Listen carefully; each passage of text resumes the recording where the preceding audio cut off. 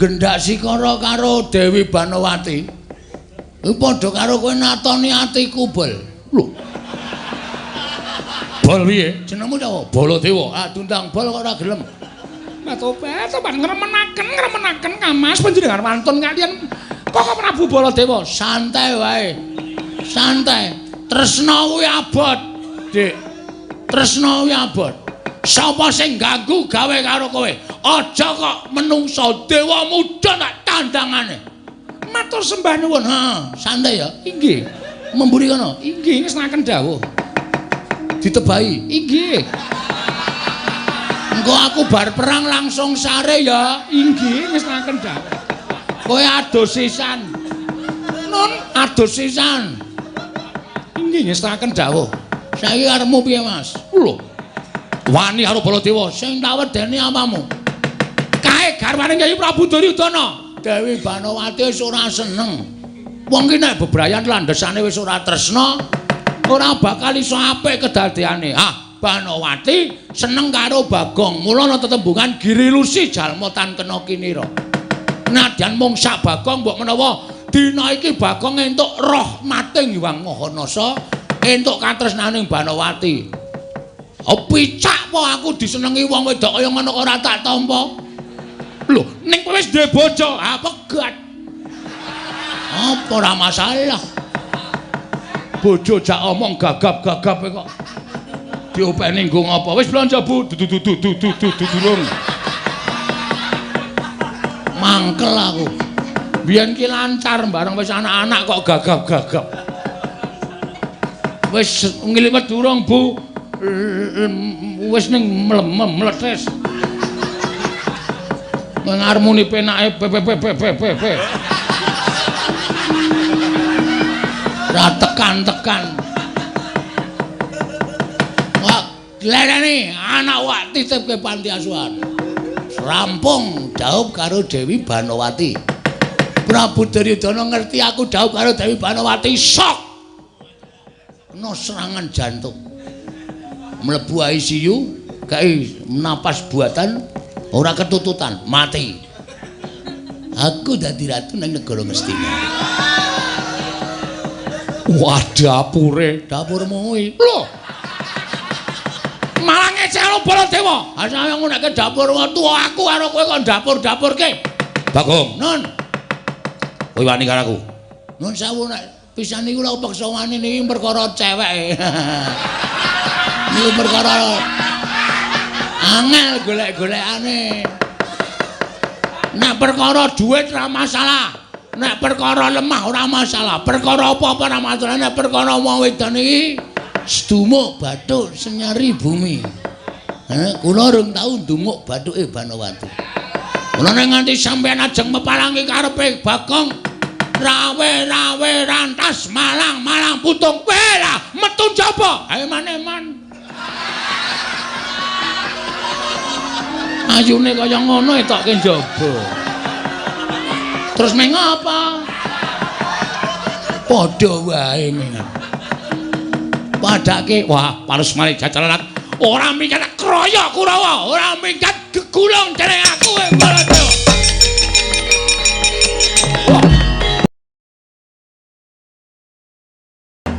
Liwang sumana mangadene luwih. Ana sasmintaning sun jagat wasisaning Ubathara, Paman Harya Sengguni. Ayo ndadekake gugup pengenira si Paman Manira wiji wenten ngajengan Manira. Paman Patih Plasa Jenar. Kawula nun anak Prabu. Sakalangkung gurawalan panambinipun ing ngabdi ngepatian, dupi kula tampi timbalanipun Maduka anak Prabu ing Ngastina. Wonten ing Jawi sanget kuwatos sing manah pindoron salomba pinanjering alun-alun kumitira caruk maras. Nanging sareng wonten ngarsa Maduka tebih saking raos kemarasan. Wanter sabda pangandika Paduka anak Prabu ing Ngastina keparing keng bapa Cemadung dawuh nggih kawula nun inggih Paman Plasa Jenar nggih kadiparan anggene paman ingsun percaya minangka dadi badal wakiling ingsun Pranata tata rakiti negaring Ngastina mula diagi matur marang panjenengan ingsun Paman Plasa Jenar Menawi paduka ndangu bab tata rakiting praja sadaya mboten badhe anguciwani. Para kawula sami sayek seka kapiyakare lunggering nusa bangsa tuwi negari Ngastina medhaipun para abdi prajurit mboten kendhat anginipun sami gegladene ulah kridane ngaprang. Sawanci-wanci praja paduka katemping parang muka. Mboten badhe anggepok kunca paduka anak Prabu ing Ngastina. Ingkang bapa ing kepatihan remuk sumangga kasawurna putung sumangga kabandhem nonggir kawula non ndadosaken marwata suta raos sing manah boten langkung pagaran ingkang utama tindakna selawase lan prayogakna anggene pawan ngadhep mersaning manira paman Plasa Jenar kawula non sampun boten kirang prayogi pisowanipun ing abdipun Harya Sumanggir bapa Menembandurna Sarawa paduka bapa Menembandurna katuran karaharjan rawuh wonten praja Ngastina bapa Menembandurna ing Sukalima. Astaka swala sila bertapa swalu gimbal sumarante hawela. Kula nuwun inggih Nger. Tansah pinanjenengan ing kawidatan ing sambikala sawanipun ing bapa ing Sukalima manggiya widodane skala sawan kula. Durga mendhak kala sirna. Namung keparenga kula ngaturaken pudya pangastawanipun ing bapa kunjuk kersa paduka anak Prabu ing Ngastina Nger, anak Prabu Duryudana. Sampun lo tambiakarya bombong raos sing manah. Mboten langkung kasekecak nuhanggen jengandi kula lenggah bapa Menembandurna. Kula naknan. Sampun boten kirang prayogi pisowanipun ing bapa ing Sukalima Nger. Apa dene sira Dimas Kartomarma? Prayogakna ngrisi ngadheng-adheng karsanipun Kakang Yayi Dimas Kartomarma. Lho Yitiwaji semban kula. Pengayoman kula wonten ing Madyapada prapteng delahan. Gusti kula ingkang sinuwun ing Ngastina. Sampun boten kirang prayogi pisowanipun ingkang ngrayi pun Kartomarma. Dene lan sak samunipun kepareng kula ngaturaken sembah. Sumangga ping pangabektinipun ingkang abdi kunjuk ngersa paduka Kanjeng Koko Prabu jimat sembahan kula. Kartomarma ingsun tampa. Ora liwat pangestune ingsun tampanana. Kawula non kula pundhika jimat paribeh lan tatanan sanggan kang padha anggantung siba. Jeneng Manirana diambabarake wigatining pasewakan. Menapa sampun paduka dawuhaken badhe kula candhi nggo jimat Gusti kula sembahan kula ing Ngastina. Kanjeng Koko Prabu Duryudana. Koko Prabu dereng sawetawis dangu rawuh ngandika Kanjeng Koko Prabu ing Mandura. Ingkang rayi Ngastina ngaturaken pasegan panakrami kunjuk sandhapawada paduka Kanjeng Koko Prabu jimat sesembahan kula Koko Prabu pengayoman kula ing Mandura Koko Prabu Baladewa. Jagat wasisaning Bathara Wayahtura jagat Patih Indra Jaladewaku. Yayi kula tambiasa mambakenipun Yayi Prabu ingkang rumentah dhateng Rakapa ing Mandura. Saestu akarya bombong raos sing manahipun ing Raka ing Mandura. Namung keparenga kula ngaturaken salam taklimipun ingkang Raka kunjuk ngersa paduka Yayi Prabu kadang kula ing Ngastina. Yayi Prabu Duryudana. Kula cancang pucahing weni dumaweng wijang rumekerting werdaya. Saestu andadosaken cahya nur cahya daging rah kayiwanan. Mboten langkung kasekecak nuhanggen jengandi kula lenggah Koko Prabu. Sampun boten kirang prayogi pisowanipun ingkang Raka ing Mandura. Wonten ing Datulaya negari Ngastina dinten sak mangke menika Yayi. Saha sewu-sewu kalapatanipun ingkang ngrayi tadah wadana. Dene kula wantun hamboyongi dhateng rawuh paduka Kanjeng Koko Prabu ing ngrih kelenggan sak mangke. Upami ing sak mangke kula diambabarake wigatining pasewakan boten lega raos sing manahipun ingkang rayi. Menawi dereng wonten wiyosing pangandika paduka Kanjeng Koko Prabu kepareng anglubirna sih samudra pangaksami dhateng ingkang rayi ing Ngastinapun Duryudana. Anggenipun ingkang rayi wantun sumalana cumalana hamboyongi dhateng paduka Kanjeng Koko Prabu. Yayi, kula wonten timbalan. Mestinipun sampun ngantos kawiyosing pangandikan ing mekaten menika kala wau saknyatanipun ingkang Raka ing Mandura sinampiran kewajiban minangka dados pengayomanipun kadang-kadang kula para sata Kurawa. Mila sampun ngantos katimbalan ing Wancirina nadyan katimbalan ing Wanciratri ingkang Raka boten badhe suwala.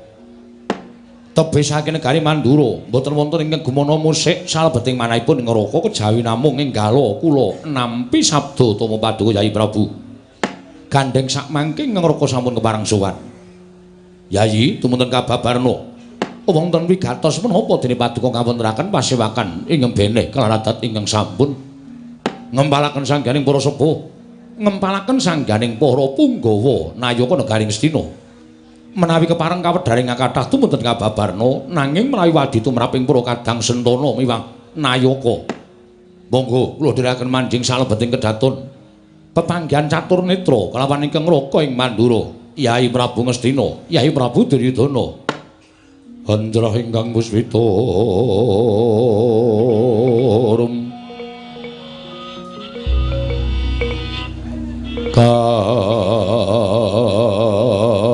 kasilring samirana mre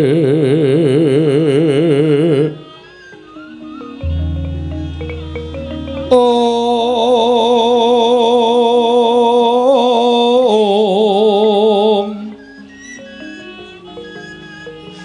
sekar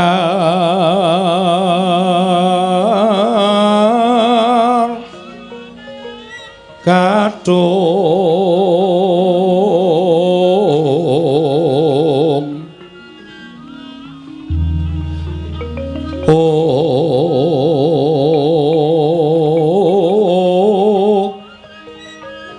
ngas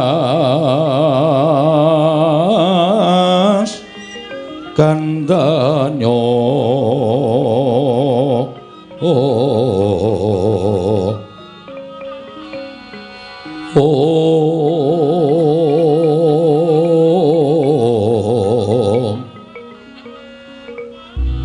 maweh raras renaning driya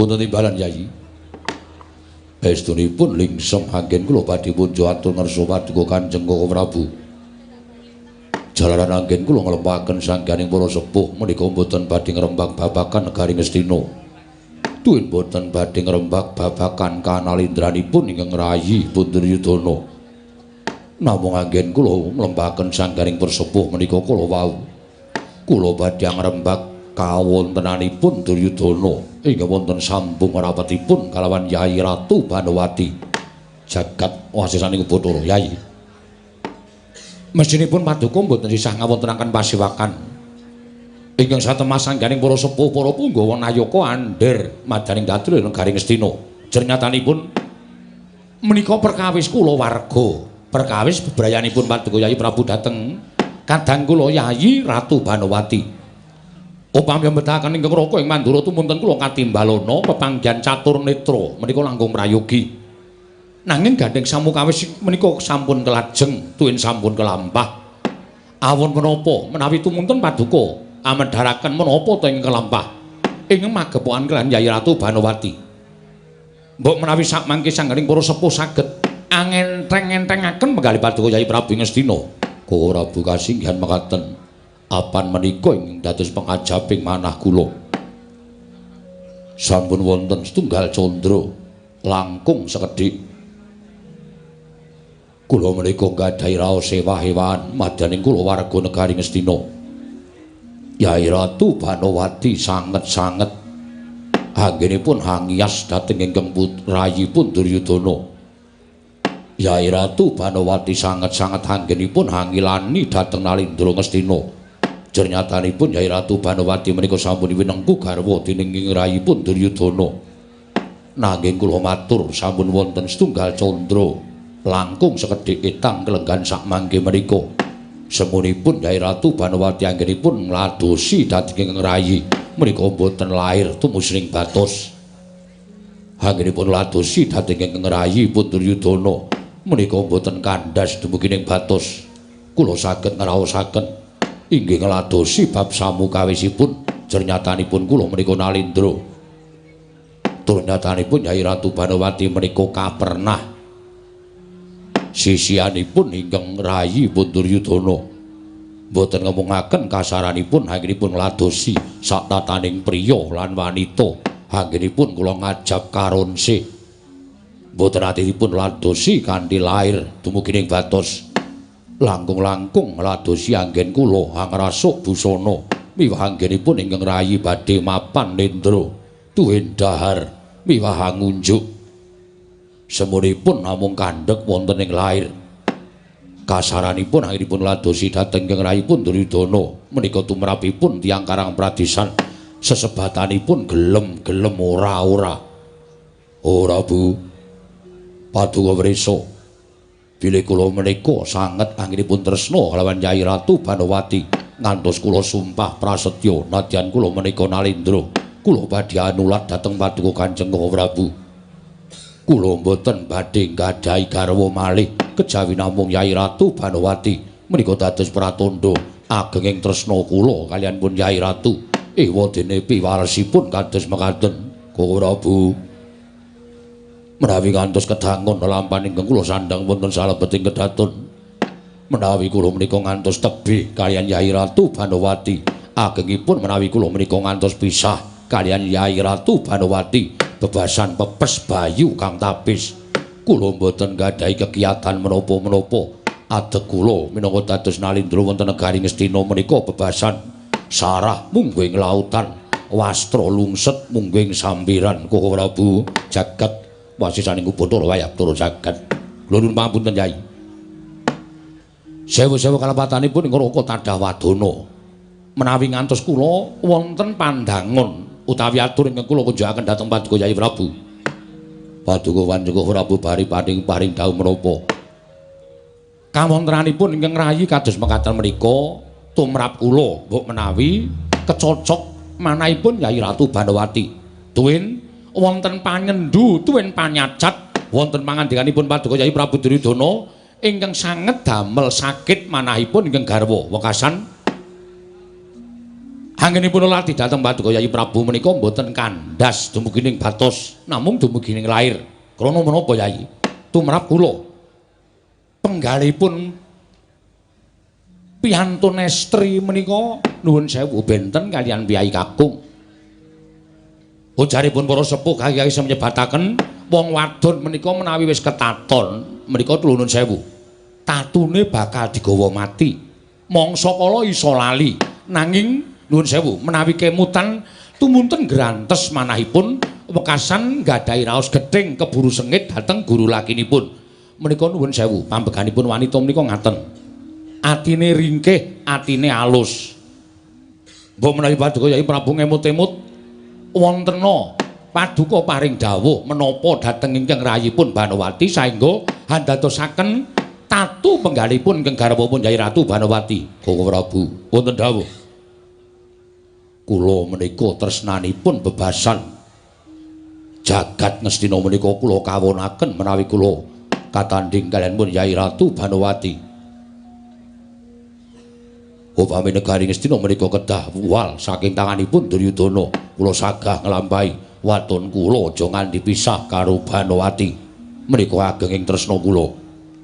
Mila pendak-pendak kula paring dawuh dhateng Nyai Ratu Banowati menika sanget anggen kula ngatos-atos sampun ngantos nyocok dhateng penggalipun Nyai Ratu Banowati. Oh Prabu, wiladala. Lajeng perkawis menapa? Nuwun sewu. Menawi kula aturaken wonten ing mriki menika mangke saru. Menapa Paduka Nyai Prabu kula nyuwun pangapunten. Sampun radi kirang sentosa. Werdinipun kados pundi? Kula mboten badhe angonceki langkung cetha. Kula namung badhe munjuk atur menapa Nyai Prabu sampun radi kirang sentosa ing babagan ulah kridaning priya lan wanita. Prabu. Kula Latri nyawang dhateng kula persasat sedalu kaping 17 kula menika tasih sagah. Sabab tumrap kula pinten-pinten perkawis ingkang damel goreh madyaning bebrayan menika wonten pinten-pinten bab. Ra iki ngaten Paman Senguni. Leres nggih. Kula nuwun sewu.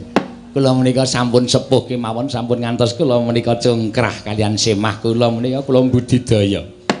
Pendak-pendak wonten pangandikan saking rencang-rencang iki apik iki jos menika tentu kula pendhet. Amargi sampun ngantos kula menika damel cuwanipun inggih menika lari griya nggih. Lah menika. Nggih. Namun nyatanipun perkawis menika ugi mboten Koko Prabu. Kakang Durna piye? Mbok ya usul paring pangandikan Kakang Durna kok ketoke rumah tangga kula warganing Kakang Durna kuwi katon le ora ana masalah sithik-sithik. Oh. Dik Pate, pripun? Nek perkara bebrayan kula mboten tumut-tumut. Kok ora melu-melu? Lho, merga kula niku beda karo kanca-kanca kula, beda karo sanak kadang kula. Kanca-kanca kula padha duwe urip sing kepenak, duwe urip sing apik terus ya padha jejere. Padha jejere tegese padha ing antaraning menungsa karo menungsa. Nggih. Saniki kula kok sampean takon kula niku padha karo sampean mirang-mirangke kalih kula. Nggih. Wong bojo kula ora iso muni-muni. Bojo kula ora iso protes. Nggih. Ngoten nggih Kakang Durna. Namung ewas semanten menawi kula dipun suwuni pemanggih nuwun sewu. Menapa to sababipun dene Bale Wisma menika saged goyah utawi Bale Wisma menika saged geger menika dipun sababaken antawisipun priya lan wanita menika kala wau mboten sayuk tuwin mboten rukun. Mboten sayuk mboten rukun. Upami setunggal kula menika mestani nalika dawuhipun nuwun sewu anak Prabu Duryudana kaliyan pun Dewi Banowati menika kala wau sarana kapeksa menika mboten badhe kelampah jer sami-sami nggadahi raos tresna saengga saged gesang bebrayan mukti kawibawa Nyakrawati wonten Garing Stina menika ugi mboten badhe kula aturaken ing angka kalih apa to sababe wong mangun bebrayan iso pecah sabab nuwun sewu sing lanang ora iso menehi kaya karo sing wedok menika ugi mboten badhe kula aturaken jer paduka anak Prabu Ngastina menika Nalindra Gong Binathara sugih bondo bandu mboten badhe kelampah menawi anak Prabu Duryudana menika mboten saged maringi kaya lahir dhateng pun Dewi Banowati saengga dadosaken Dewi Banowati cuwa penggalipun menika mboten badhe kelampah lan mokal kedadosanipun.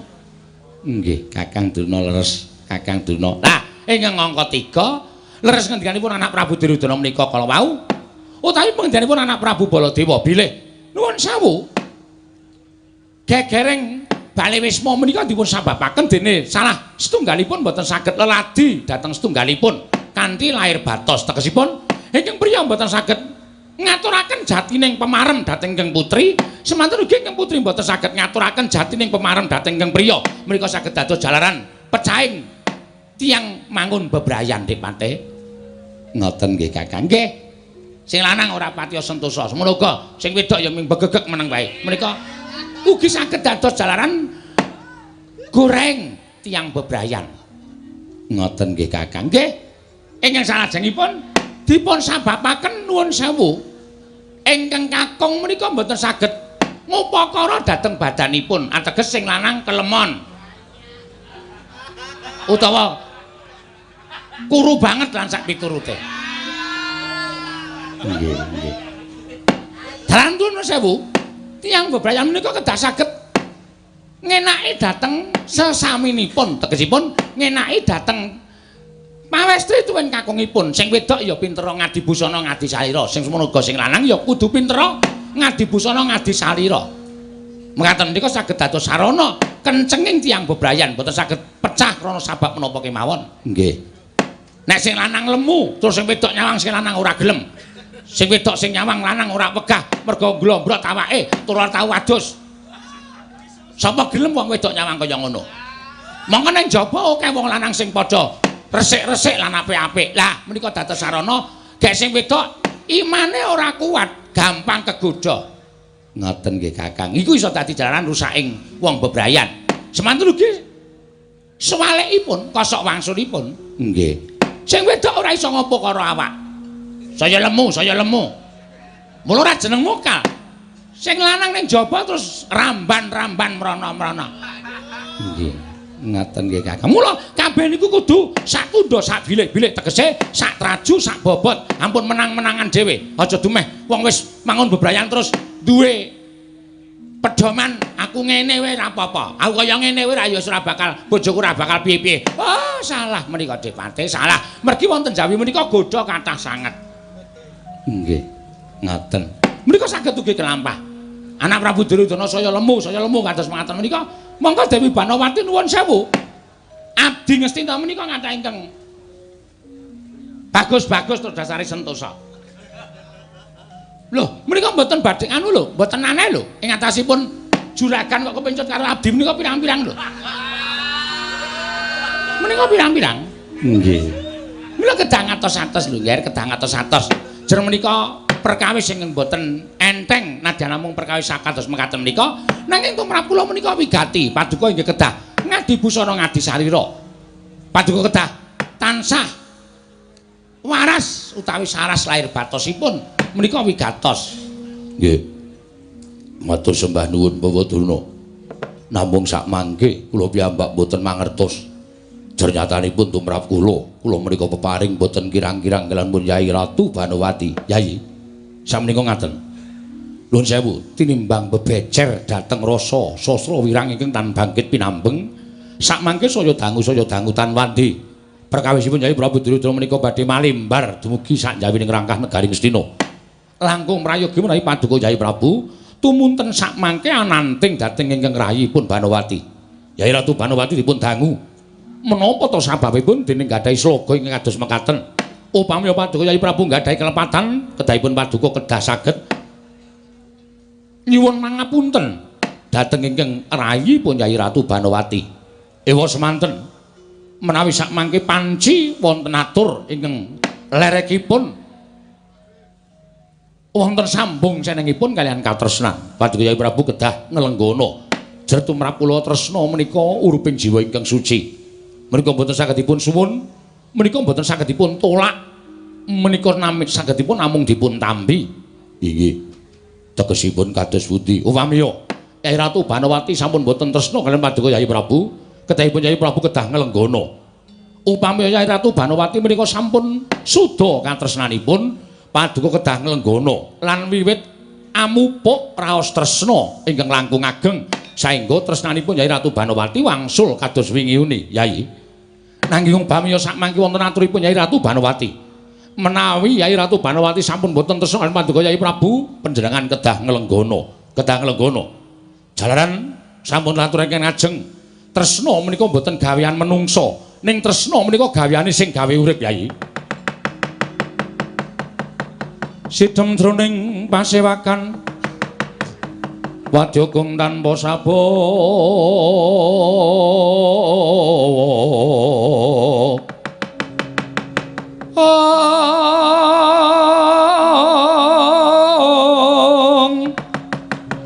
kapraban dening Sang Nalendra Tama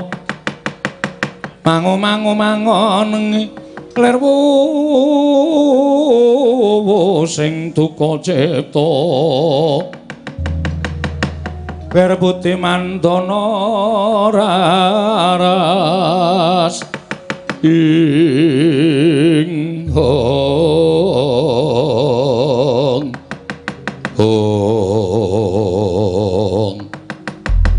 bingung kenganglangan penggaling Sang Nata Prabu Duryudana nalika semanten emut lampun agengipun tresna kalawan ingkang garwa nenggah Dyah Ayu Banawati parandene kata-kata pangandikaning Nata ing Mandura Prabu Baladewa karya kagyat jroning driya wekasan legeg datan mubah datan musik nganti kaya tugu Sinokarta tugu papan kang manggon Sinokarta rinengga-rengga nglenggahi kanyut pinangka wadu kanyut jarewet ganten wajuran ngecana durung abang durung manding dasaring pertolo kasaru pelajaripun abdi taman negari ing Ngastina abdi taman kadilengleng lumajar kapiandeng atus kaget nata ing Ngastina Prabu Duryudana topan kula ingkang sowan sinuwun ngaturaken panjenengan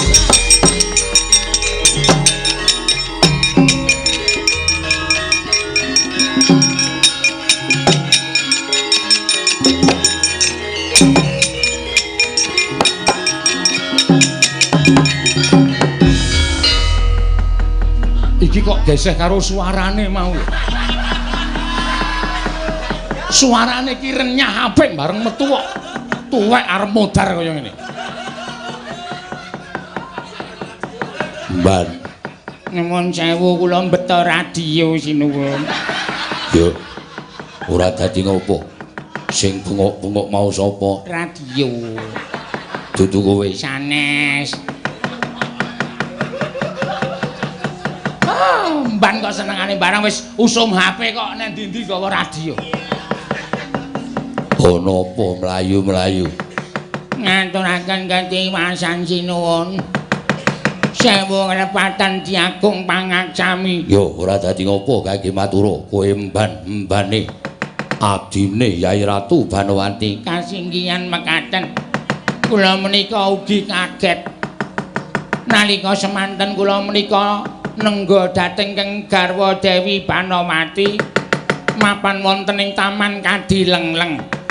Namung semunipun Dewi Banowati menika kepengin nglimpekke dhateng kula. Tindak ngaler tindak ngidul kados mboten jenak penggalihipun tumunten kula titi priksa. Kula ngetutaken tindakipun ingkang garwa Dewi Banowati kula nuwun sewu lajeng kula sumerep glibetipun wonten satunggiling piyai kakung ingkang dipun singetaken wonten ing patengganipun Dewi Banowati sinuwun. Sing cetha le ngomong.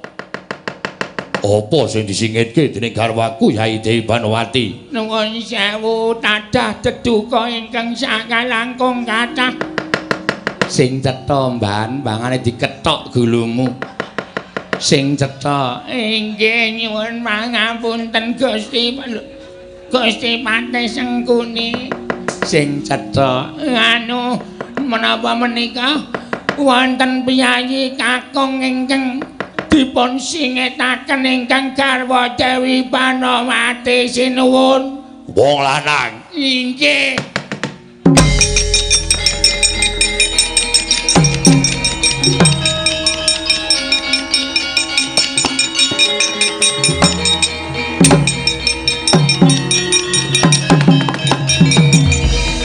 Oh Prabu. Koko Prabu atus pundi lampaning ingkang kula sandhang. Koko Prabu aturipun nemban Banowati ndelikke wong lanang. Wah, rak tenan ta.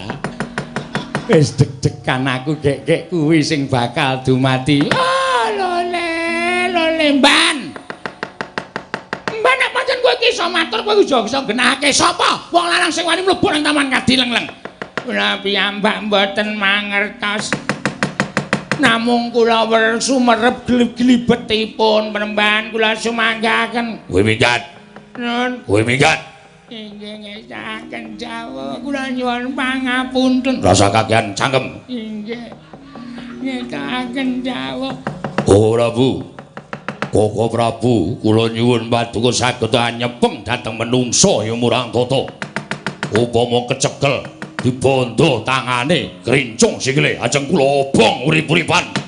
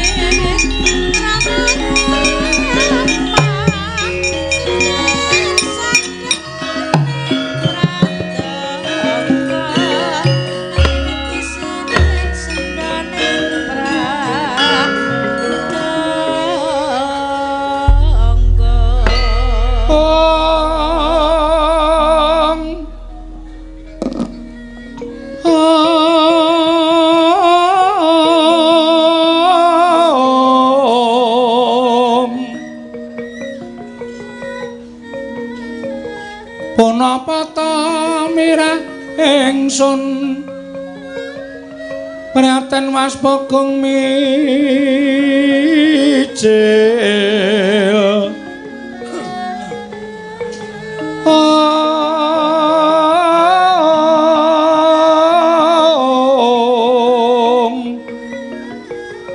Tudah tanpa karya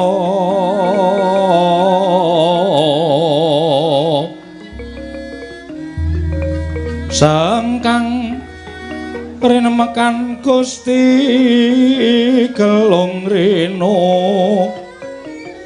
sak sekarnya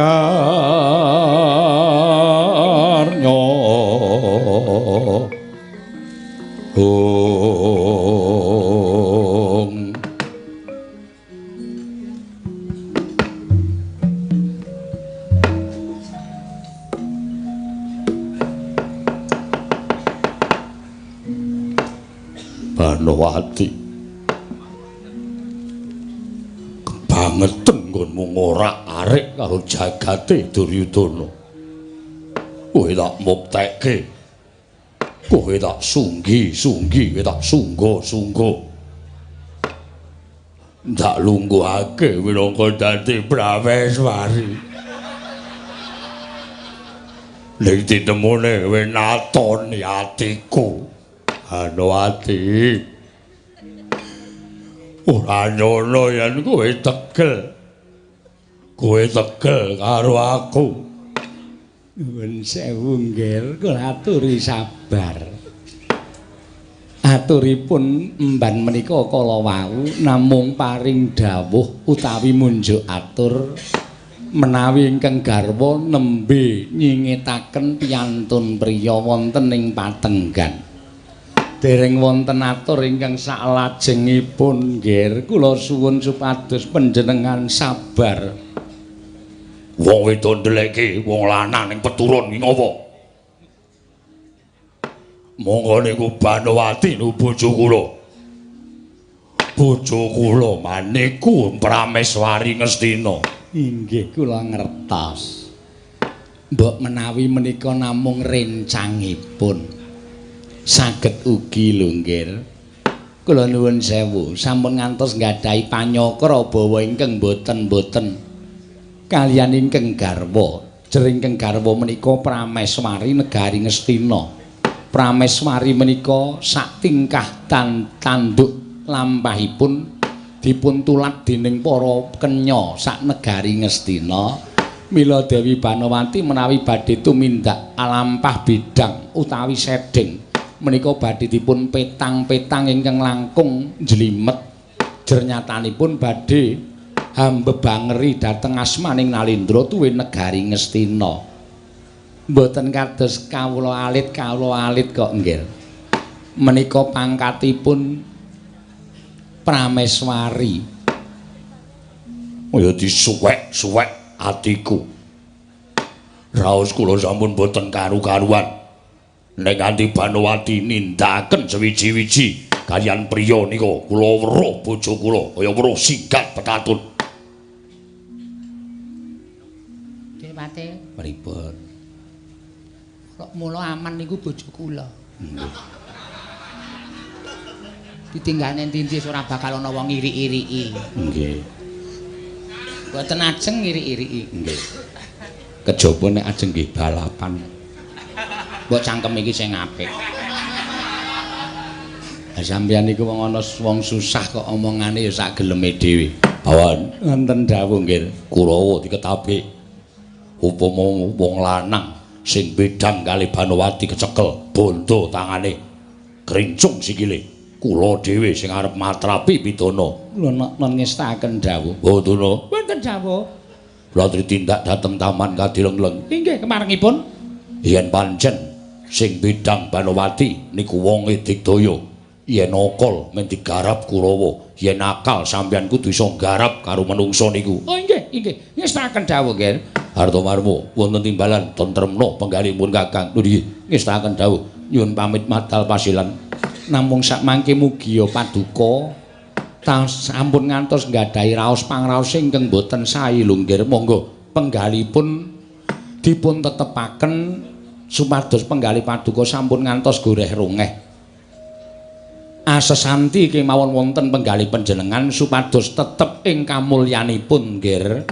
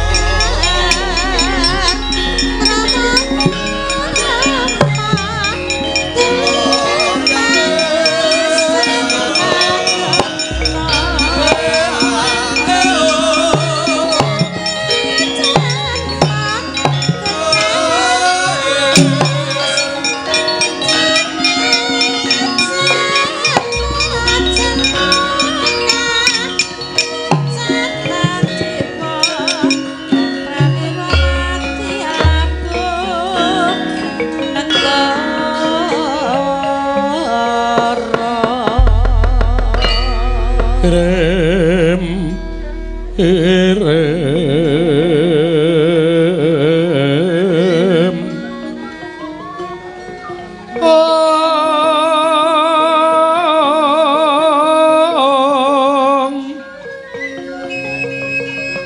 kembang popong terate bang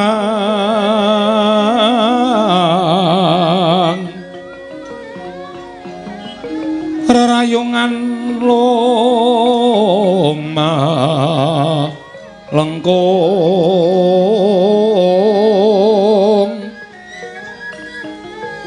tumalong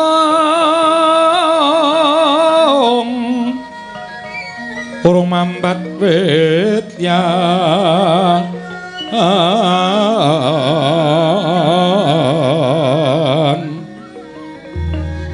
wis semu kang mawor raras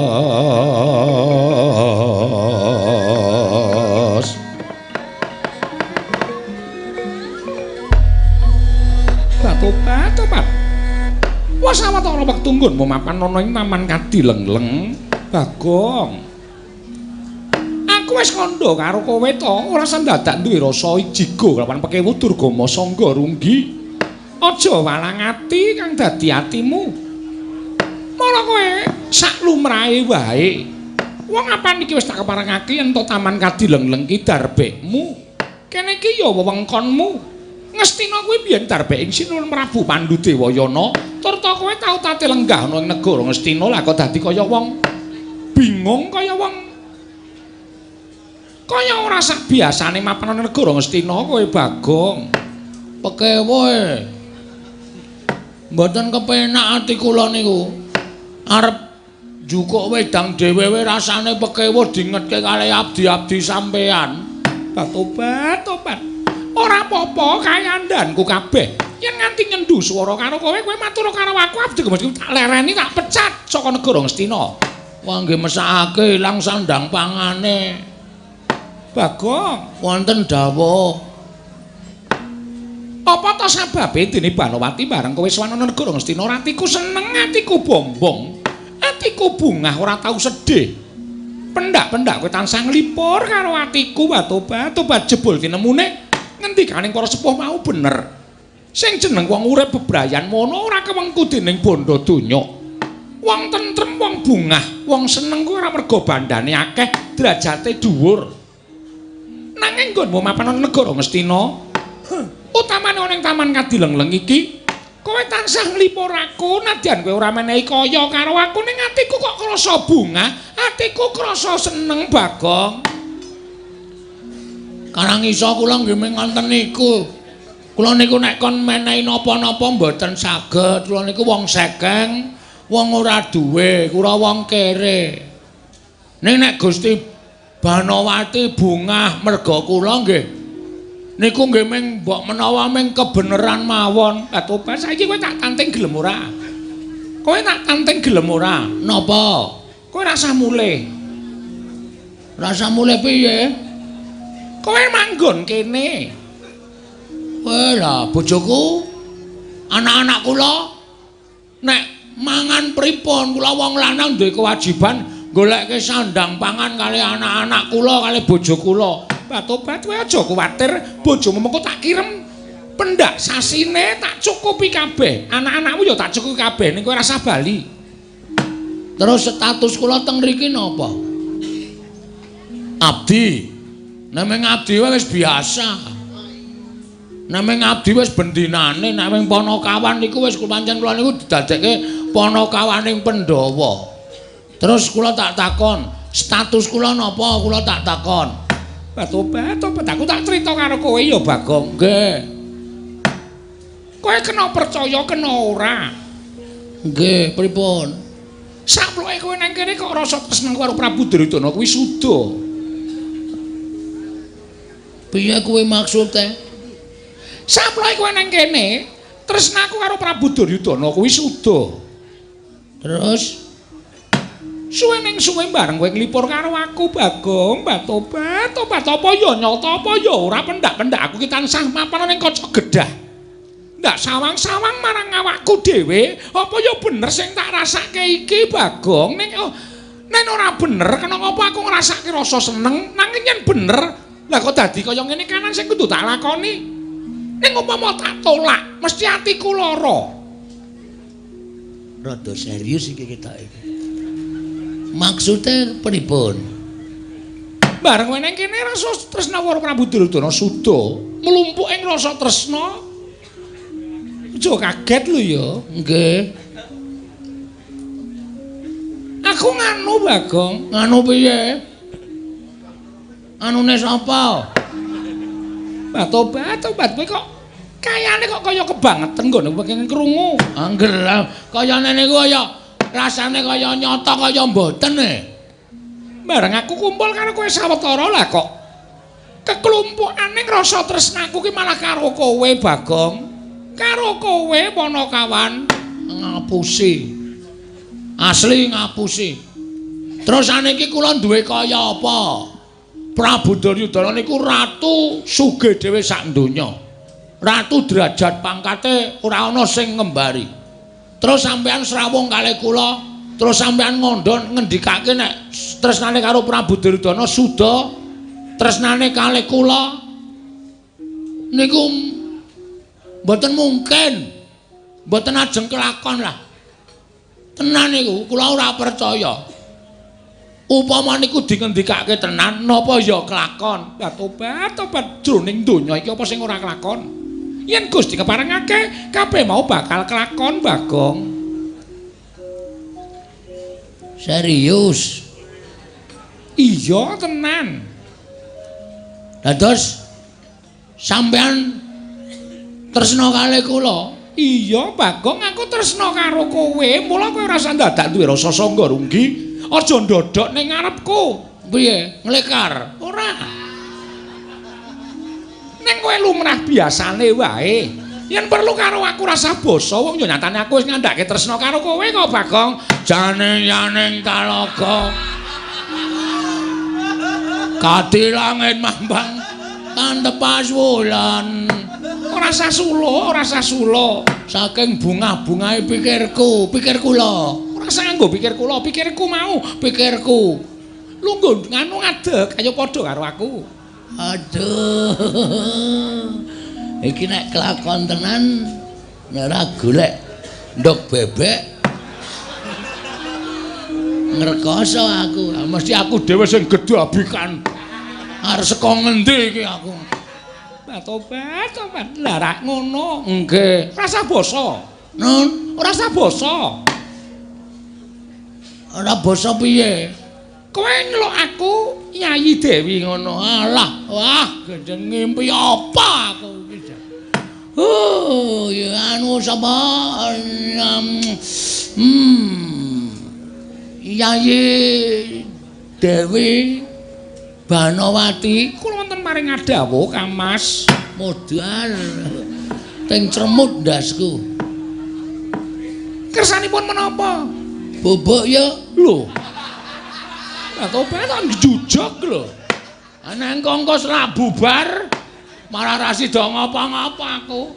Wah, wis ning tenan to iki ora mung gedhekke atine Bagong. Mboten Pak Topan lho. Kula menika prameswari ngantos kula menika lenggah wonten ing ngandhap. Supados kula menika saged ngajeni dhatemenipun Kang Mas Bagong. Waduh, wis ora mulih ra apa-apa aku yakin. Yen bojoku modar nang omah mbok men. Anak-anakku do kaliren mbok men. Sing penting aku bahagia nang kene. Ning iki bahaya Banowati.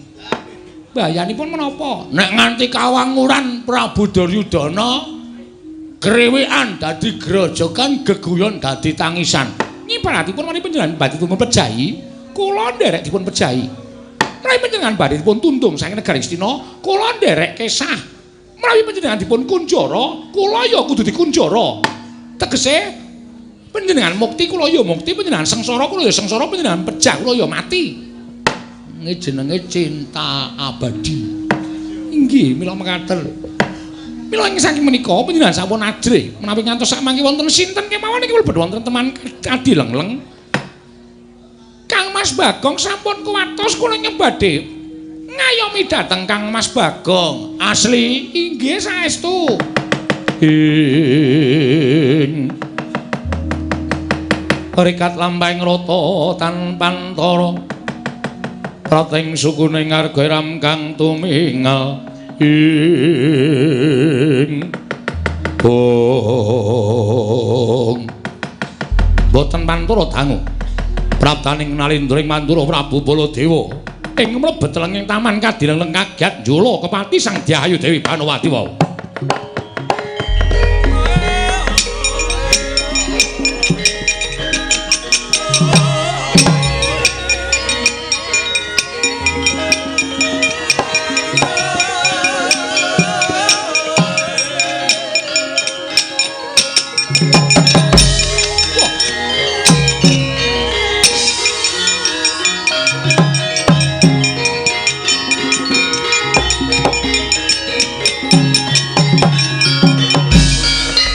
Sri Baladewa Narpati Dwinares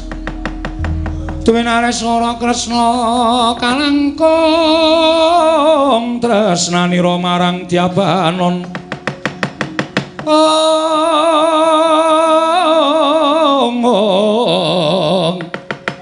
marang Dyabanon Cinawi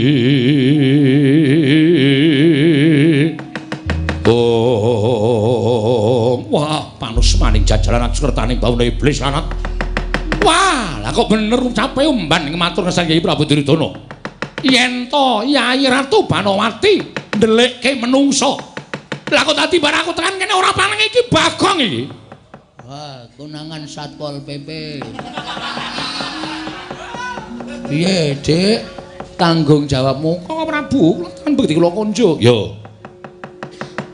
Kula tampi Yai Ratu. Ngaturaken ngaget raos manah kula dening penyayipun Koko Prabu rawuh wonten ing Taman Ngadilengleng. Monggo mboten taliwara ing saderengipun paring kula badhe cemadung dawuh badhe wonten menapa Yai Ratu? Wonten dawuh. Kula badhe nyuwun keterangan ingkang gemathok. Ngengingi babagan perkawis menika mboten namung mbebangeri dhateng asmanipun Yai Prabu Duryudana.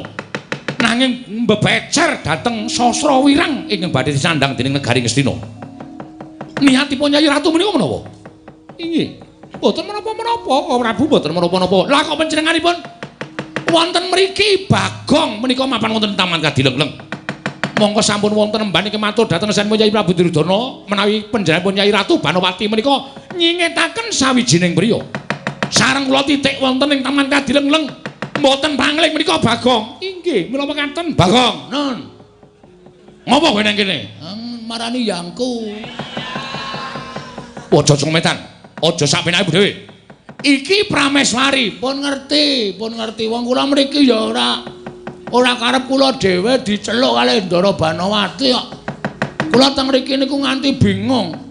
Malah niki wau sampeyan nek ngerti malah saya kaget. Saya kaget piye? Dewi Banowati mengungkapkan cintanya kepada saya. Lho, estu kula mboten gawe wau mau upama wah ya HP ku entek baterene. Arep tak rekam mau nek nganu supaya ana buktine kok.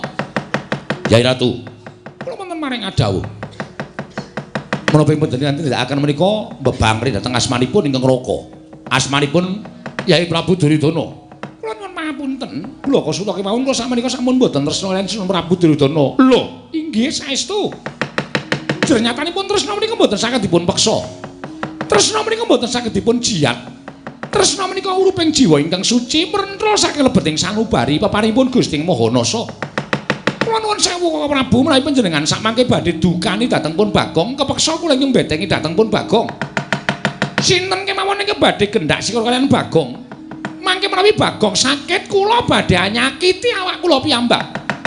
Menawi ngantos Bagong menika pecah, kula badhe nglampos diri. Walah dalah karepe dhewe.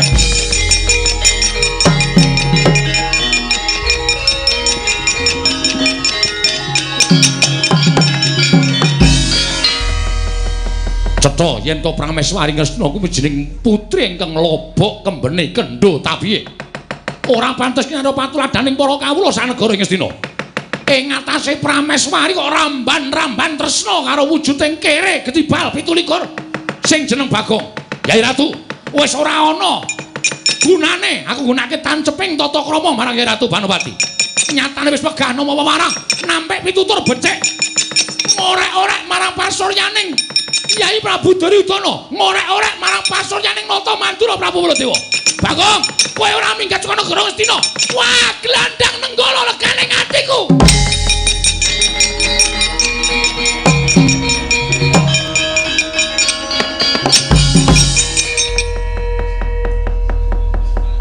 Nek kowe arep gendak sikara karo Dewi Banowati, iku padha karo kowe natoni atiku, Bol. Lho. Bol piye? Jenengmu sapa? Baladewa. Ah, dundang bol kok ora gelem. Tobat ngremenaken Kamas panjenengan wantun kaliyan Koko Prabu Baladewa. Santai wae. Santai. Tresna kuwi abot, Dik.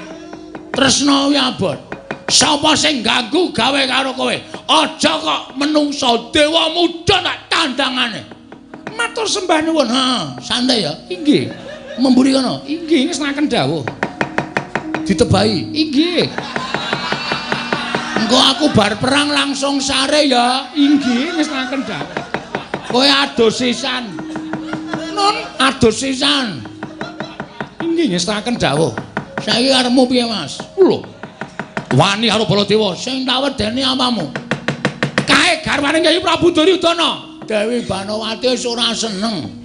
Wong ki nek bebrayan landhesane wis ora tresna, ora bakal iso apik kedadeane. Ah, Banowati seneng karo Bagong. Mula ana tetembungan Giri Lusi jalma tan kena kinira. Nadyan mung sak Bagong mbok menawa dina iki Bagong entuk roh mating Hyang Mahanasa, entuk katresnaning Banowati. Picak po aku disenengi wong wedok kaya ngono kok ora tak tampa. Lho, ning kowe wis duwe bojo, ah pegat. Apa ora masalah. Bojo jak omong gagap-gagap kok. Diopeni nggo ngapa? Wis blanja Bu, durung. Mangkel aku. Biyen ki lancar bareng wis anak-anak kok gagap-gagap. Wis ngiliwet durung Bu. Wis ning meletes. Ngarmoni penake PPPPPP. Ora tekan-tekan. Wah, dilereni anak wak titipke panti asuhan. Rampung jawab karo Dewi Banowati. Prabu Duryudana ngerti aku jawab karo Dewi Banowati sok. Kena serangan jantung.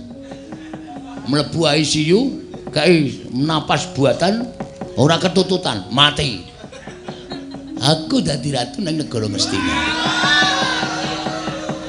Wah, dapurmu kuwi. Lho. Malah ngecelo Baladewa. Asale nguneke dapur tuwa aku karo kowe kok dapur-dapurke. Bagong, Nun. Kowe wani karo aku. Nun sawu nek pisan niku lho peksa wani niki perkara cewek. Niku perkara angel golek-golekane. Nek perkara dhuwit ora masalah. Nek perkara lemah ora masalah. Perkara apa-apa ora masalah. Nek perkara wong wedon iki sedumuk bathuk senyari bumi. Kula rung tau ndumuk bathuke Banowati. Kula nek nganti sampeyan ajeng mepalangi karepe Bagong rawe rantas malang putung wela metu jaba. Ayo man. Ayune kaya ngono etokke njaba. Terus meng apa? Padha wae mengan. Padake wah parus mari jajalan ora minggat kroya Kurawa, ora minggat gegulung dening aku Baladewa.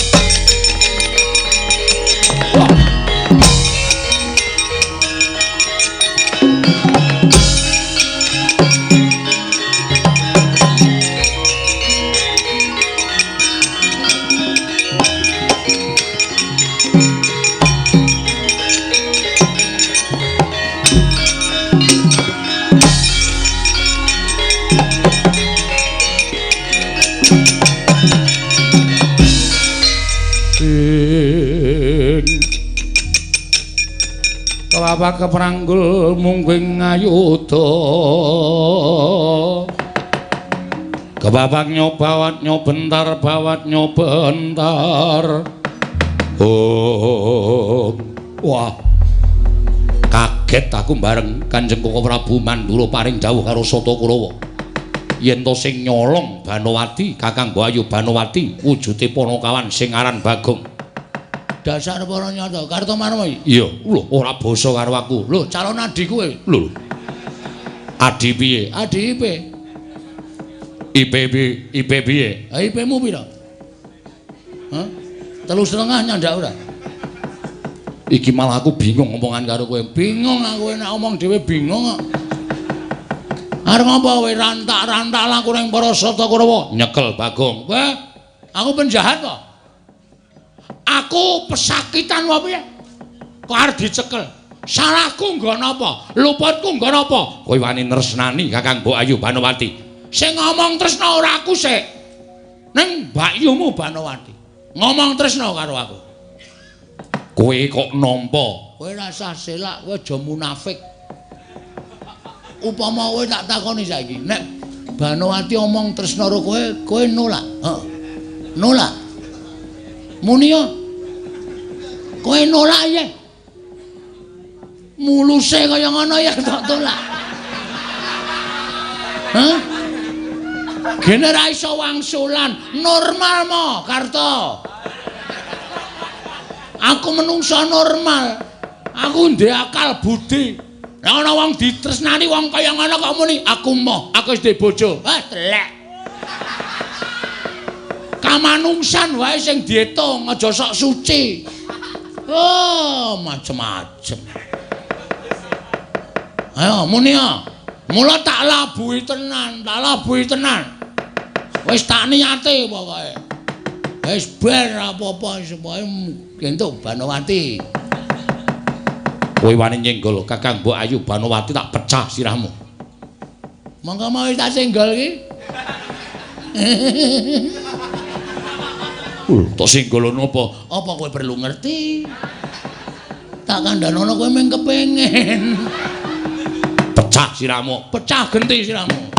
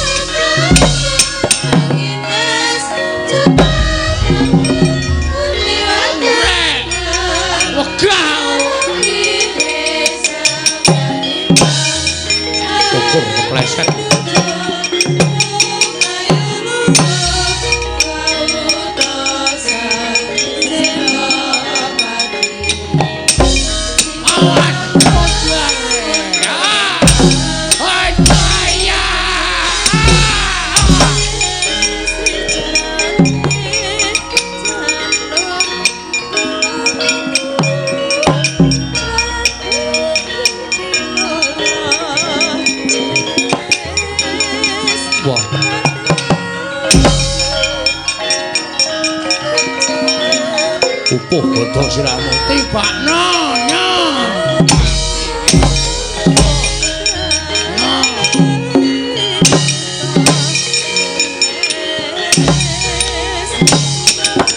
Hai hai. Wah. Waduh.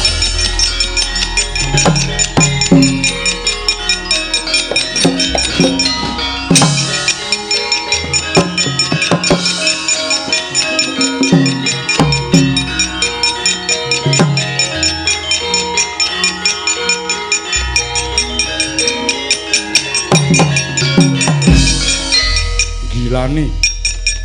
Pun man mboten ajeng perang lho. Lah piye? Bagong kula antem ora dirasake. Bareng gelem males jijiki man.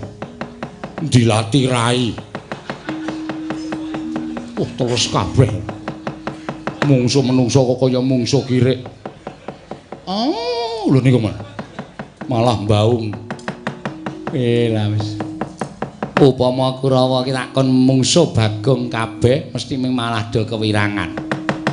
Kakang Durna, pripun Pate? Sing nyolong Gusti Ayu Banowati Bagong. Terus Kurawa pripun? Kurawa ora ana sing mangga mulya. Upama kula ken maju mesti kewirangan. Nggih, nggih, mboten sah suwe-suwe. Nggih. Kula sing ajeng maju. Oh, Bagong Panakawan. Kowe kena dipringgake becik apa ora? Ora gelem tak kena pringgake becik aja nglakon dosa tiban cundha manek, ora nglakon tinjong akhirat aja duntang Panawantana.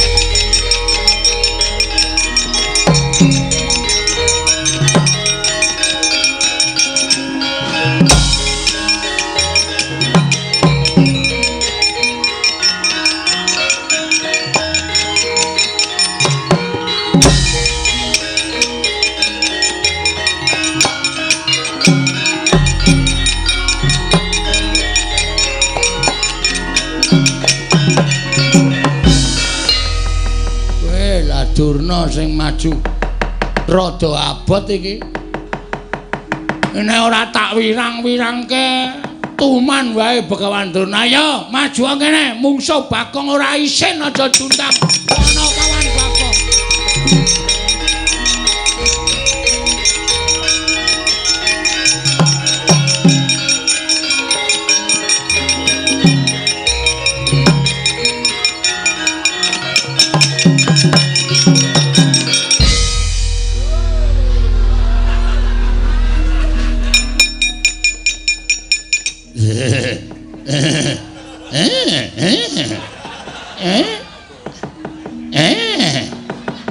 Kok kaya tau weruh ta aku.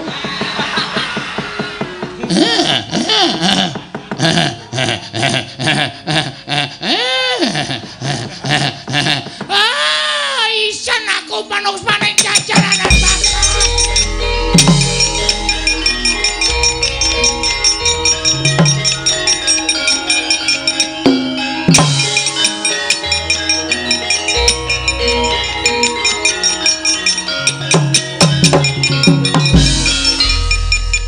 Pripun Kakang Durna? Mbah.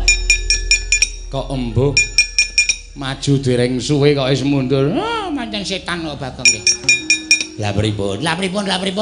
Saman wis weruh e. Dereng. Oh, lah kepanjingan apa kok dadi sak cetane dadi sak sedyane ana. Bagong Malik jaran Dek Pate. Oh. Mongko pun jengking. Kula mandhegrek niku pas teng riku niku. Terus dibiyak-biyak dhewe nika.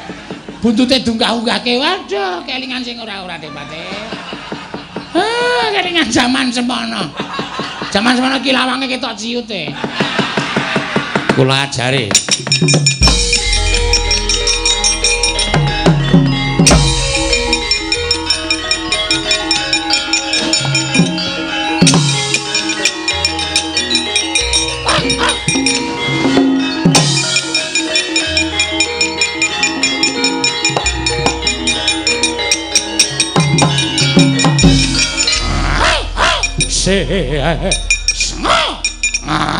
Nek ora ndodok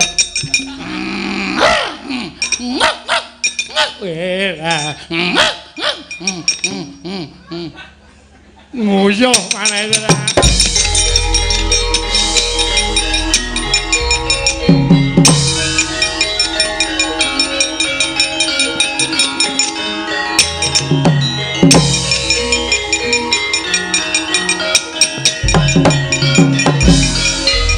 Pripun paman?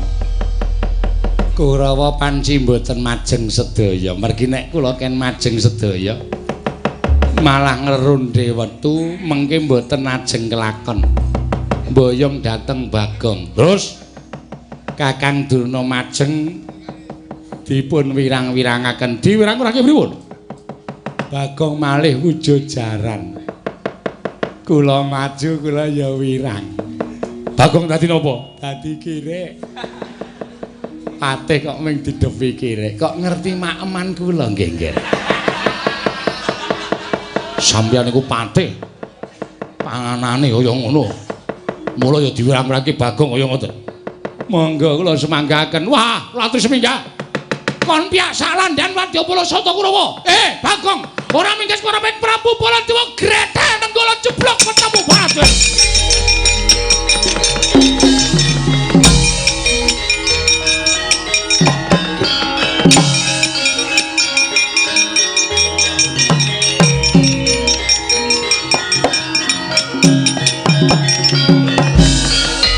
Eling-eling kula Bagong. Nalika semanten titah ingkang dugal kewarisan sumurup nata Mandura Prabu Baladewa. Ngliga Kyai Nenggala murup saobor. Dadosaken gagating driya kula Bagong parandiring mangke jroning wani ana rasa wedi. Ing cipta arsa mlajar parandene kasurung tanggel jawab. Mila kinayoman dening dewane cal wujuding kula Bagong nata Mandura Prabu Baladewa.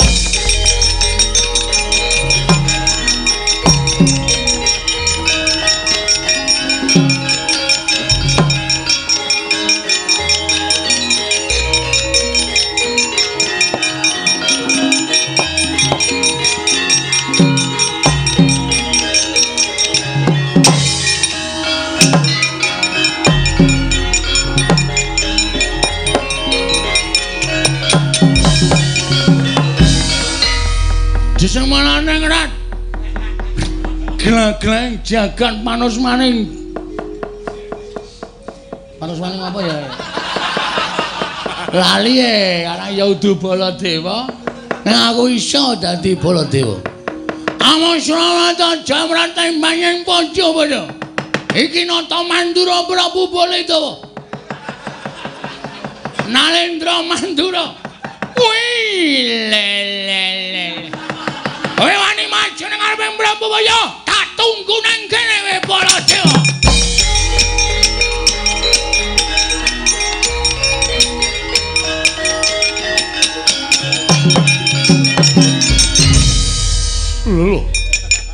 Lho iki piye iki? Lho iki aku kok ngedep kaca iki piye? Kaca sapa? Lho iki sapa iki? Iki sapa ngawur? Iki nata Mandura Prabu Baladewa. Ya Balarama, ya Waning Pinta, ya Wasi Jaladara, ya Anom Sucandra. Wah, setan iki. Iki setan iki. Iki suarane Bagong iki. Wis aja ngawu gawar ngawur. Iki Prabu Baladewa. Wah, gugu karepe dhewe. Kowe dudu Baladewa. Baladewa. Ingsun nedeng wae lagi wae kundur marang negara Mandura karonse karo Dewi Erawati. Wah, setan. Wah, kowe Bagong kowe. Kowe ngino karo nata Mandura Prabu Baladewa. Kowe ngino karo nata Mandura Prabu Baladewa. Kowe nyek karo nata Mandura. Kowe ngilani dadane nata Mandura Prabu Baladewa. Ati kowe ada pedet cendak. Ora iso kowe tiru aku, ora iso kowe. Iso wae. Kowe kecepeten le omong. Angger alon-alon ya aku iso ngrekam. Ora bakal mati dhisik.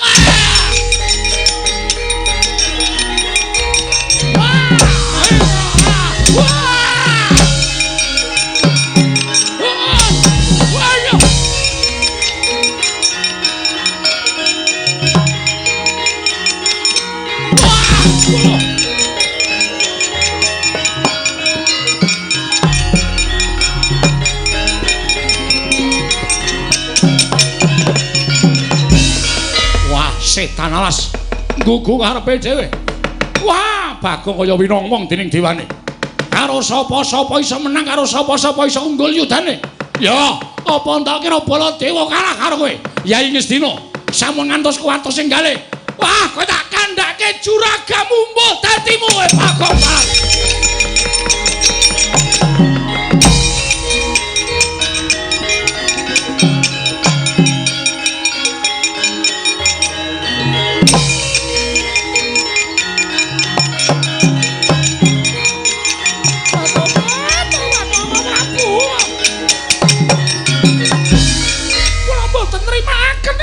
boten terimaken. Kula sampun tresna saestu kaliyan Pun Bagong Kaka Prabu panjenengan mentala mejahi dhateng Pun Bagong. Kula sampun mrapra badhe nderek pecah kula badhe nglampos diri Kaka Prabu. Yai Ratu. Yai Ratu. Kula wonten maring adawuh, aja kuwatir. Sing gedhe pangapuramu ya Yai Ratu. Yen Bagong wis tak tugel gulune. Batobat. Kula mboten saged gesang menawi mboten kaliyan Bagong Kaka Prabu. Kuwi tenan. Inggih saestu. Lihatlah.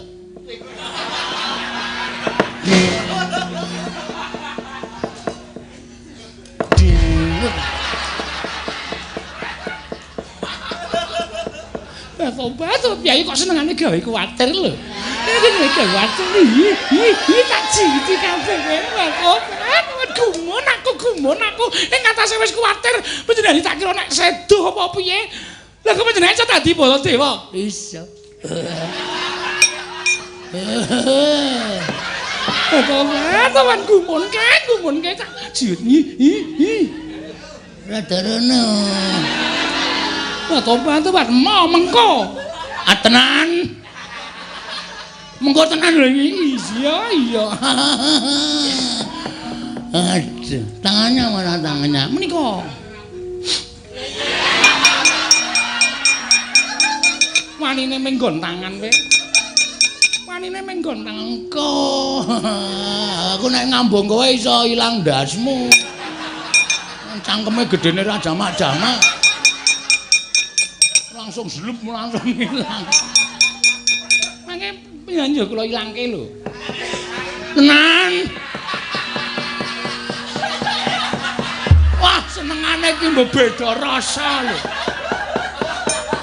Nanti bayang aku sing werna-werna. Batobat. Aduh. Yai, kula wonten dawuh, aku saya. Inggih, kula ngertos. Batobat. Keringetipun kados mengkaten menika.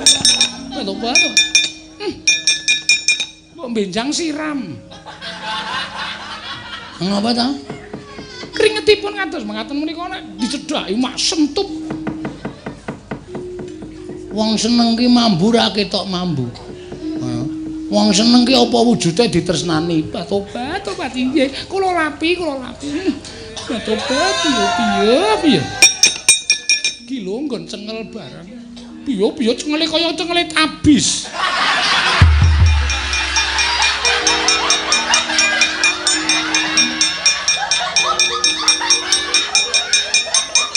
Cengel kok kelawu.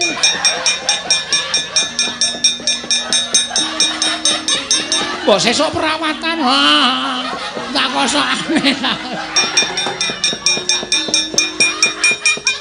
Ya tak karang ya kepanasan. Omahku kan wetan. Aku nek mangkat nyambut gawe srengenge saka wetan cengel kepanasan. Engko nek mulih srengenge nang kulon cengel kepanasan. Mula sing kenceng kene tok. Inggih. Monggo kula dhekaken mancing wonten iki. Palereman ngaso sawetawis Lurah Bagong. Ayo, asli lho iki. Inggih saken dawuh.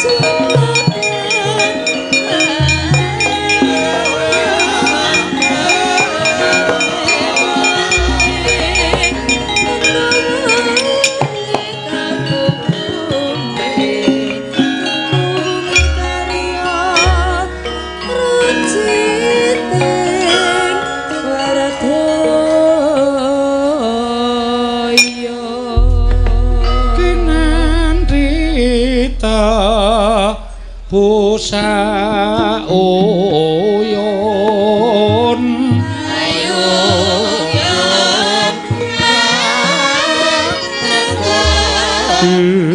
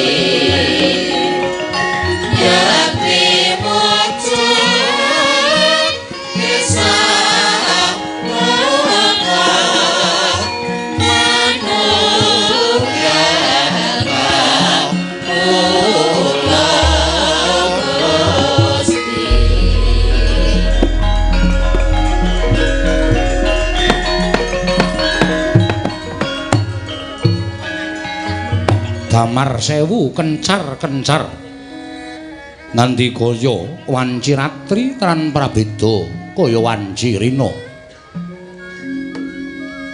Purayagung negari Ngamarta ya ing Indraprastha njabak nganti kaya tarulata ingkang tuwuh ana ing imbanging arga sangganing para Pandhawa miwah sangganing para Nayaka para Punggawa begamber melabar yaya samudra datan motebi pos keparang lenggah dampar nata ing Amarta Prabu Darma Kusuma datan kantunata ing Ndrawati Sang Prabu Sri Bathara Kresna Sumawana panenggaking Pandhawa satru ing Jodipati ya ing nunggul pawan Raden Haryawerkudara jumeneng Anggregancang Yayah Lintang Bima Sekti Hanuwaktu ing naga jinajaran pasebaning panengah Pandhawa mabukuh Susilastawa tumungkul ngati kaya muka konjeming Bantala ing pepungkuraning nata ing Amarta nenggih waragiling Pandhawa satriya kembar kemanikan Raden Nakula Sadewa ya Raden Pintek Kangsen balandine katingal tidhem jinem tanana ingkang samyanya bawa kaperbawan wingit wimbaning sang katong katingal rengu pasuryaning nata ing Amarta Prabu Darma Kusuma parandene dupi mulat rawuhipun ingkang raka ing Ndrawati dadya persasat kaya lumampang wanci pula kepapak obor sastra biar padhang trawangan mila sigra murwani pangandikan riris alon wijiling sang nata Prabu Puntadewa ngendhene kababaring lisan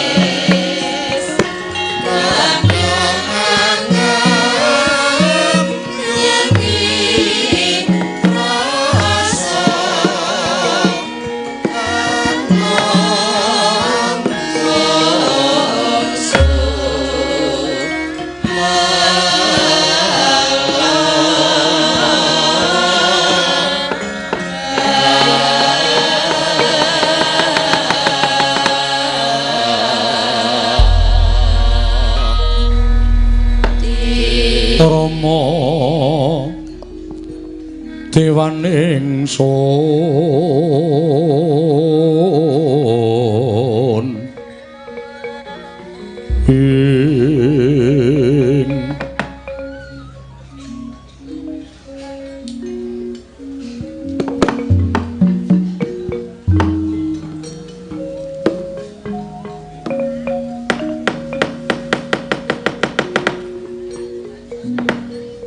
Koko Prabu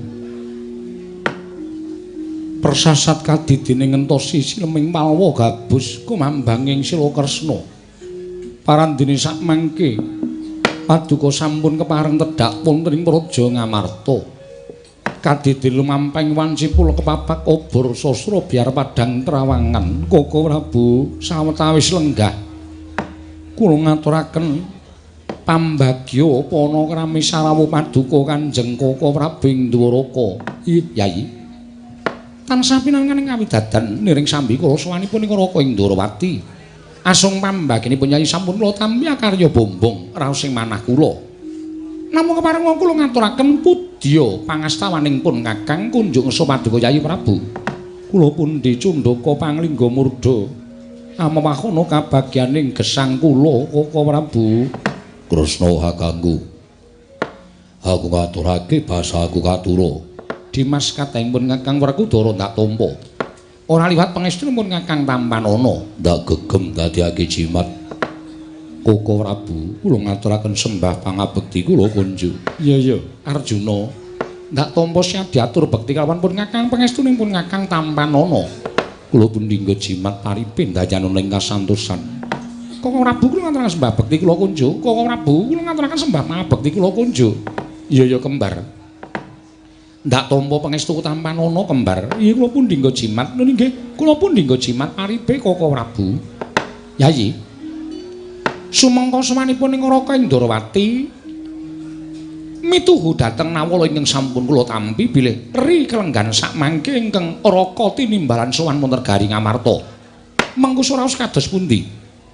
Mugi parang hamba barana ingkang dhateng Raka Indrawati Yayi. Koko Prabu mboten badhe ngrembak perkawis negari Ngamarta. Miwah kanalindranipun ingkang rayi pun punta babar pisan mboten. Namung nyandadosaken sengkel raos ing manah kula kodheng sutaning manahipun ingkang rayi. Krana tembang rawat-rawat bineta mbok bakul sinambi wara nadyan dereng wonten aturipun Kyai Semar ingkang katur dhateng ingkang rayi ing Ngamarta. Nanging krana saking reraosanipun para kawula saengga sampun dumugi wonten talinganipun ingkang rayipun Puntadewa. Bilih Panakawan ing Ngamarta inggih menika pun Bagong. Koko Prabu dinten sakmangke nandhang sakit utawi nandhang raga. Ngemuti bilih Pandhawa menika tansah ginala wentah dening para Panakawan. Malah saking pangraos kula tanpa pamomonging Kyai Semar saat majanipun kula kinten Pandhawa mboten saged mukti ngawibawa Nyakrawati kados dinten sakmangke menika.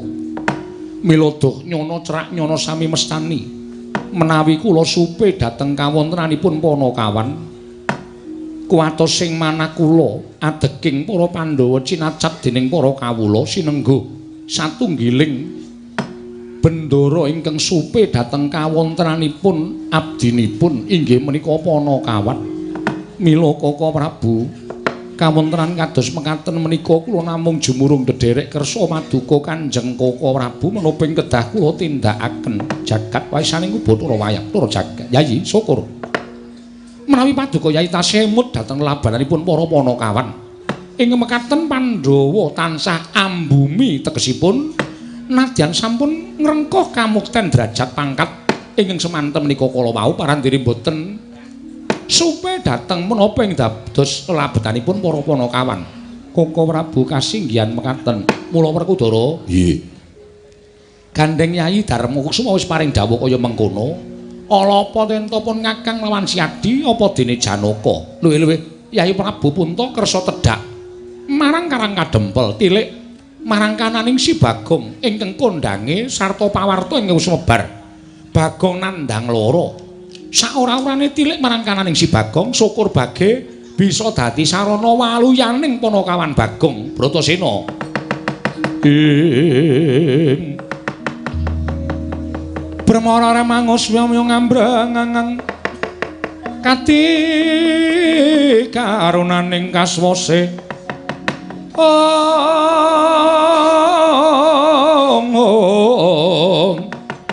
yaning marga memalat kung dosang gondo wastrat mojo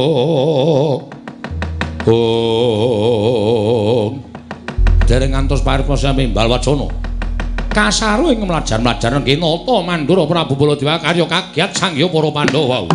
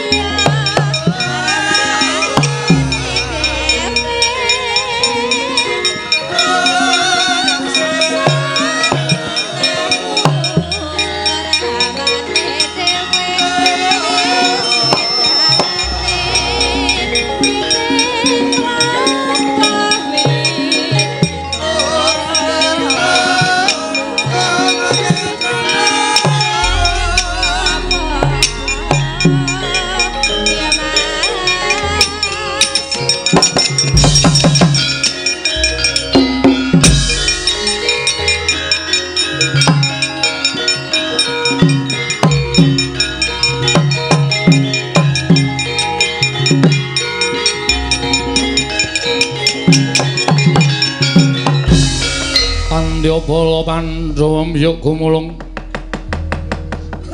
mangung siring sata Kurawa Kambahung Kesra katite merut layut sagung praratu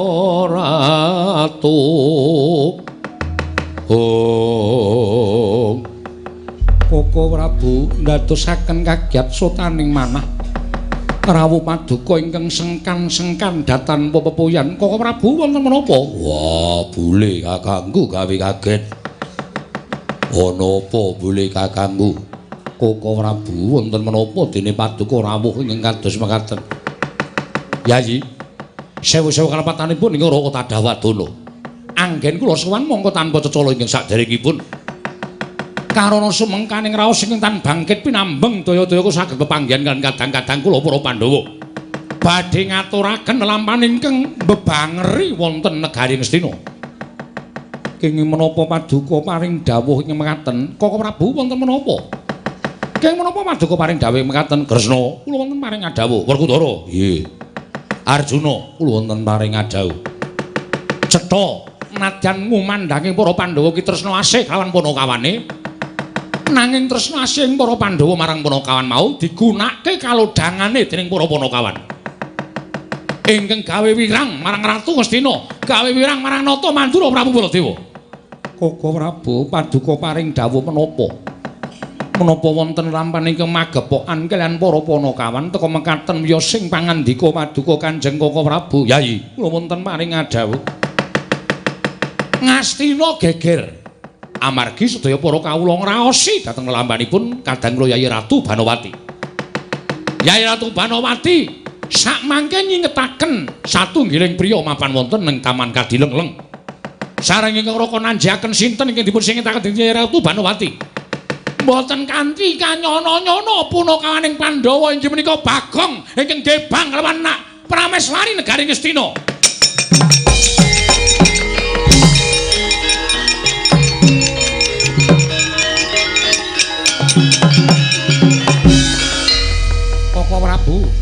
Koko Prabu. Nggih. Menapa ing paduka ngendikaken menika menapa sampun wonten bukti tuwin dasaripun? Kresna, aku sadu arep dhewe karo Bagong. Malah Bagong mirah-mirahke karo pun Kakang. Nganti pun Kakang disuraki dening para kawula sanegara Ngastina. Wah, ora nyono. Kabare gering. Kabare lara malah tekan negara Ngastina. Lah dalah Werkudara, aja kesusu lho. Mungko mundhak keseluruh dalan sing kleru. Aku ngerti pambeganing Bagong si Adi ya wis apal marang pambeganing Panakawan. Yo. ning Janaka sing ora sranta tumuli klepat ninggal negara Ngamarta. Merga pun Kakang ngerti apa to sababe Janaka nganti kaya ngono kahanane merga Koko Prabu paring dawuh yen to Bagong gebang kelawan Pramesmari ing Astina Yai Ratu Banowati.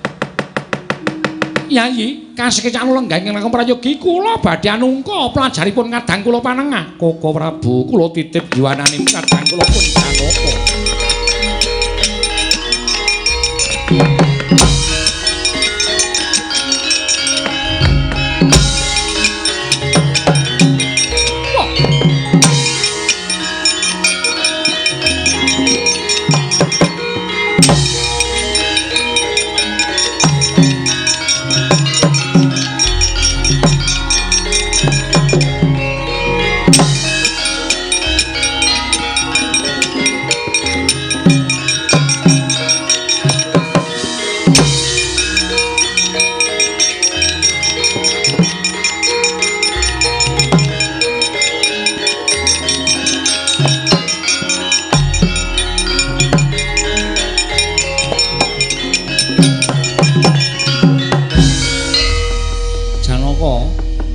Arjuna wonten paring dawuh ya bener aku Ramayida kaya ngapa to kebrongoting rasamu tumuli tanpa pamit kowe ninggal parapatan negara ing Ngamarta klepat kowe arep nendi ngupati dhateng Bagong mirang-mirangaken pakartinipun Bagong menika mboten namung orek-orek dhateng pasuryanipun Bendara ing mboten badhe ical slaminipun gesang nanging ugi sampun nyamah dhateng asmanipun Koko Prabu Duryudana ing atase derajate Bagong teka wantun gebang dhateng Kakang Mbok Ayu Banowati menawi Bagong boten emut Purwodaksina paripaksa kula sampun boten badhe